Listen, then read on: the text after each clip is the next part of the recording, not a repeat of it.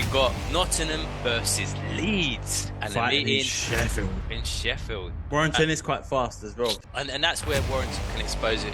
There's only one man, but we can thank for all of that. And the world should be thanking him, really. You know what that is? You know, it's like chess, yeah? You move your pawns forwards and you protect the queen and the king, and you're willing to sacrifice a pawn to win the game. Warrington, but he does go in a bit heavy with the head when he fighting. Grumble sub. Did you see how luisalbertolopez's face looks after the fight? To another episode of Braekhus Boxing. I'm Sav. And I'm Baz. And today's episode, Leighwood versus Warrington. Is Warrington's head in the game? Pun intended.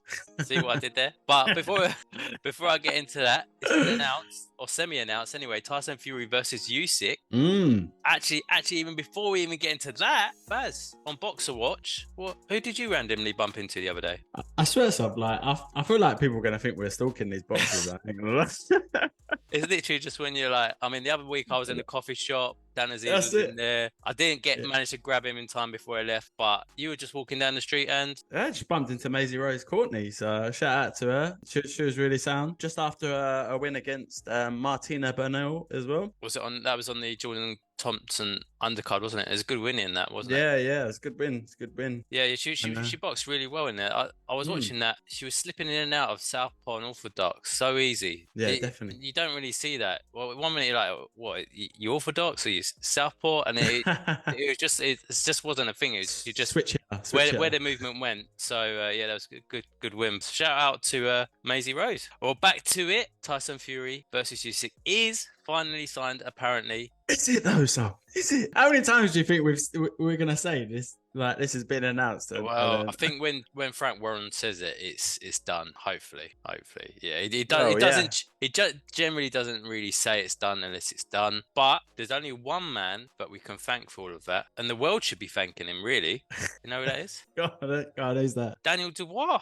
Yeah. This fight would not be happening. Explain this one. The fight wouldn't be happening if Daniel Dubois didn't fight Usyk. So let me tell you. That? So it was like, you know, it's like chess, yeah? You move your pawns forwards and you protect the queen and the king, and you're willing to sacrifice a pawn to win the game. Daniel Dubois was a pawn. They pushed him out there with that Usyk fight to gauge how he would fare against Usyk, Daniel Dubois, and they could see the holes that opened up in that Usyk fight. Is this not Usyk just like baiting again though? Like, I swear to God, Chisora, like he did it with Chisora to get the AJ fight. Yeah, signed.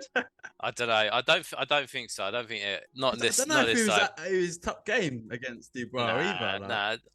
I think Daniel Dubois showed the partial blueprint of how to win that fight, and Tyson Fury sees on that. And now the money's there. He's seen potential weaknesses. Money talk. And he's gonna have the fight if he gets past Ngannou, which is it's a bit disrespectful that this has been announced before that even takes place. They have to, because no one wants to watch this fight, so that's the only way. All right. I think the boxing hardcore is obviously against it, but I think people will still watch it. So I'll tell you one thing that's smart about what Frank Warren's done with this fight. The undercard is sick. Yeah, it's pretty good. The heavyweight undercard is wicked. So to be honest, I'd probably just watch it just for the undercard. I'm not really that interested in that main fight. It's going to be an event, you know.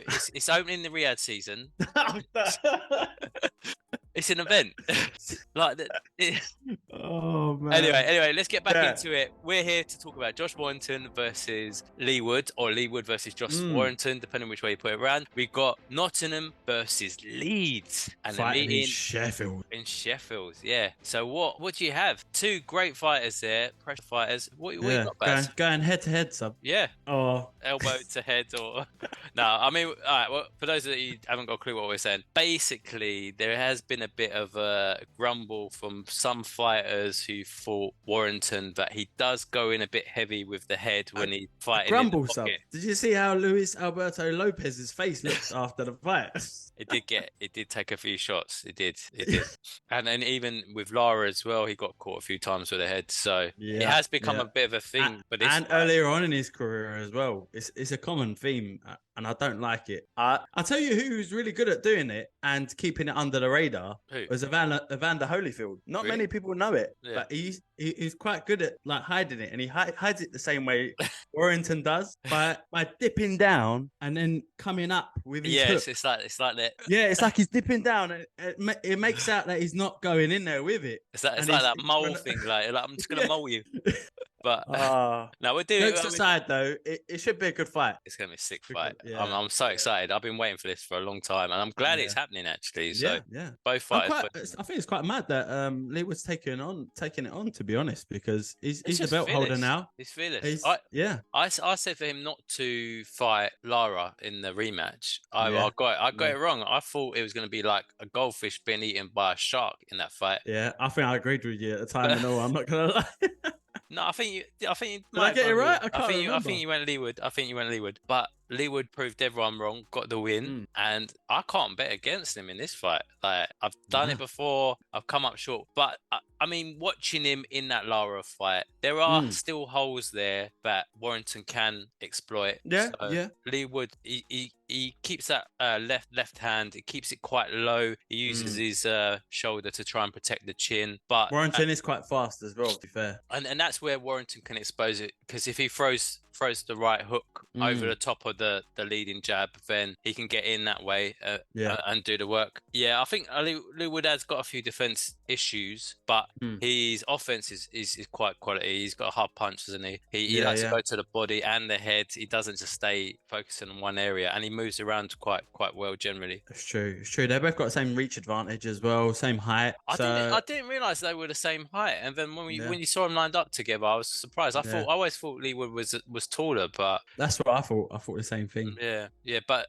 there has been a few things said about the weight and whether Leigwood's struggling to make the weight. He's talked about moving up after this fight if he gets through it. Question marks depending on when this goes out as to whether he hits it on point or whether they're just putting that out there to make Warrington feel a bit question it. Make it feel smaller, make him feel a bit confident or unconfident, and just to mess. It's all mind games. It's all mind games. It's mind games. So, but yeah, what about Warrington? What can he do? What can he bring? The thing I like about Warrington's style is he tends to throw a lot of combos, and I think in Leigwood's obviously last two fights, Lara doesn't really throw a lot of combos. He's always looking for that big hit, so I think that's one thing he's got to be watching out for. Yeah. Because if he's just planning to counter punch, he could get a sneaky little one in there and could do some damage. The thing is, will Warrington be hesitant about that power and coming in too early? It could be, but he's got good chin, Sav. He's got good chin. It's true. It doesn't really go down. In every fight he's been in, he's generally grinded it out. Obviously, there was that Lara defeat in the first one, but he was still kept grinding out. So how's this fight look? How's this fight going to go for you, Sav? Well, both fighters are just going to do what they do. You're going to go toe to toe? Toe to toe in the middle of the ring. Yeah. Warrington throwing those combos. Looking at that fight against Frampton, and when first time I watched it, I was just like, how did he have... He was relentless, the work rate. He just didn't stop. Round after round, and I kept thinking, he's going to tire out any second. And he never did. Yeah. So, to be fair, that's one thing about Warrington. He's got a serious work rate. Yeah, he's very well conditioned. So, but then so is Leigwood. I mean, look at that fight against Conlan. Yeah. He didn't give up. They're both just motored on. It starts off a little bit slow and then he works up to it. But he is trained by Ben Davison, obviously. He's done well with a lot of his fighters. And he'll have a good game plan for this fight. Baz, I guess the only thing I can say is what are you going for? What's the prediction? You've been smashing it out of the park. Steve, in the other fight for Did he Canelo, call it round right? I can't remember. He said points for Canelo. Yeah, I didn't think that fight was going to go to point. No, but we all said Canelo win, didn't we? Baz, you've been smashing it. So what? Give the people what they want. They want to know, Baz. I mean, don't bet on it again, obviously. But listen, I can only see the Lion, the Leigwood, only winning this for me in my eyes, and I think it's not going to go the distance. No, but I sense it to go late. I reckon I'm going to give you a couple of rounds because it could happen in a few rounds for me. I reckon between 10 and 12, Leigwood's going to stop. Yeah. How about you? What are you saying? Well, I've bet against Leigwood in the past, and I'm not going to do it again. David A, what are you saying? Tell me. I'm gonna go Leigh would win. Oh yeah, Leigh would win, but I don't know. He's looking very confident, a little too confident, and that I think that you could reckon be he's getting a little bit cocky, a little bit overconfident. Yeah. So that could be a potential thing there. Man showed up in a Ferrari and everything. I'm going to go with Leigh would. Yeah, maybe I should change my bet then. Yeah, and I'm going to go stoppage. Oh, stoppage as well. I'm going stoppage for Leigh wood. Yeah. Go on, I'll give you 3 rounds. Since you're the underdog at the minute. Like, what 3 rounds? Go on. Between what round? I was thinking hard about this. I might go round 8. Round 8? Yeah. Ooh. Round 8. Okay. Round 8 onwards, I reckon. So round 8. Okay. Yeah, but it's no way definite. It is a hard one to call this one. I am gonna throw in a little curveball and could get stopped. No contest. Disqualification. It could do. I could do. Very likely. If there is a headbutt in there or something like that. Yeah. I think that was the good thing with Lopez. Every time he got caught, he was calling it, wasn't he? He put the pressure back on to Warrington by making a big deal out of it. Yeah. And that made him think twice, and he got the win, didn't he? So we both gone Leigh wood. Where does the winner go and where does the loser go? If the loser is Warrington, he's had some questionable wins. He's had a lot of tough fights. He has. He just doesn't. He doesn't shy away from the difficult fights either. It doesn't. But then I would have said maybe even retirement. And it's bad to say it, but he's 32. He's not. Is he 33? That old. 32. He's 32. He's 32. I thought he's 33. Yeah, it's 32. Leigh wood's 35 though. Yeah, so this is where, like, I mean, if Leigh wood loses now, this is kind of like his last sort of chance to keep winning them belts, to be fair. Yeah, I think every fight for Leigh wood is a bonus, isn't it, really? Like, every time he gets a win and carries on. I think he partially believes that he's surprised about how far he's got himself as well. From where he started to where he is now, it's been amazing, the trajectory and the work rate. But yeah, it'd be interesting. I think. What about the winner? I think the winner goes, maybe fights Lopez. Yeah, that'd be a great fight again. There'll be the rematch potentially with Warrington there. If Leigh wood wins, imagine. If Leigh wood wins, then he'll be confident in that fight. That would be a big one. But yeah, I mean, let's look at the undercard. Yeah, go on. Who have we got? I'll just try and get up now. Oh yeah, so just looking at it, we've got Terri Harper versus Cecilia Braekhus. Oh, that'd be a good fight. Yeah, should be a good fight, that. Yeah, and that's for the WBA and vacant WBO World Superweight title. Wow, yeah, that'd be a great fight. Terri Harper's been training hard, and since she had that loss to Baumgartner, she's just been building her way up. She's done really well to get back in it. She has. Even after that, it's crazy how you get one loss and people say you should retire. I know. But she's got a crazy work rate. She's got a heart of a lion. I think she needed to step up in weight, and it served her well. Yeah, that'd be a great fight. Terri Harper versus Cecilia Braekhus. She's only had the one loss, Terri Harper, and Braekhus has had 2. You got Kieran Conway versus Linus. I don't think that's a really good fight as well. And Hopey Price versus Conor Coghill. You got Unai Boston on the card as well. Cameron Vong, who's making his debut, I believe, and Nico Levars versus Ryan Walker. So yeah, it's a good card.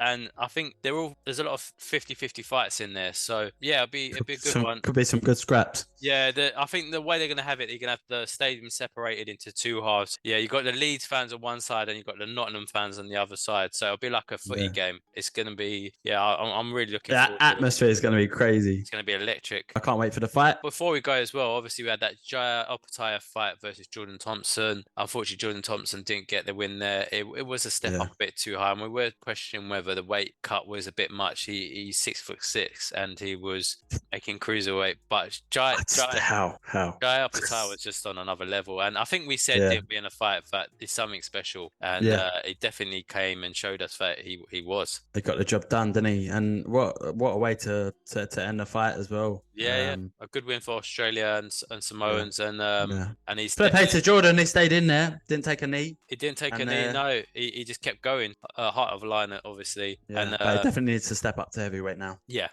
definitely. We'll be interested to see what happens in the cruiserweight division. I think we're due to find out some news soon about that Billiam Smith versus Okoli fight. I've got a feeling it'll be dropped in the next day or two, and that could shape the division. And obviously, we're still waiting on Richie Riakporhe. We want to see. I don't know what he's been doing there. We want to see him fight someone big. If they could somehow get that job, we'll have to get onto October Red and see. She always has the inside scoop on it. But yeah, anyway, if you haven't already, hit that like button, subscribe, massive shout out to all those new subscribers. It's been going up and up and up. Let's get it to that 1K. And to all the old subscribers who've been there from the beginning, thank you. Keep supporting and hitting that like button. Peace.